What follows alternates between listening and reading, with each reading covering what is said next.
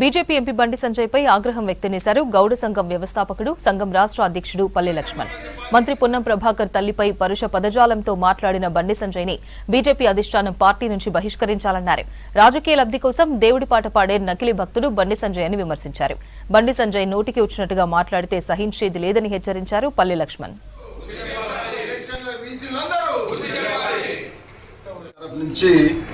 మొన్న బండి సంజయ్ గారు ఎంపీ గారు కరీంనగర్ పొన్నం ప్రభాకర్ గారిని వాళ్ళ మదర్ మీద చేసిన వ్యాఖ్యలు ఇమ్మీడియట్లీ వెనుకకు తీసుకోవాలి. అదేవిధంగా పొన్నం ప్రభాకర్ గారు తెలంగాణ ఇది చేసినప్పుడు పార్లమెంట్లో ఎంత కష్టపడి ఎంపీగా ఉండి కూడా కళ్ళల్లో కారం కొట్టి పార్లమెంట్లో చేసినా కానీ అందరితో గట్టిగా వాయిస్ వినిపించి తెలంగాణ సపరేట్ చేసినప్పుడు ఒక పిల్లర్గా, ఒక తెలంగాణ రావడం ఒక పిల్లర్గా పనిచేసిన వ్యక్తిని బండి సంజయ్ గారు అప్పుడు ఎక్కడున్నారో ఏమో ఎవరికి తెలియదు. ఆయన మీద వాళ్ళ మదర్ మీద కామెంట్ చేసి చాలా ఖండిస్తున్నాము.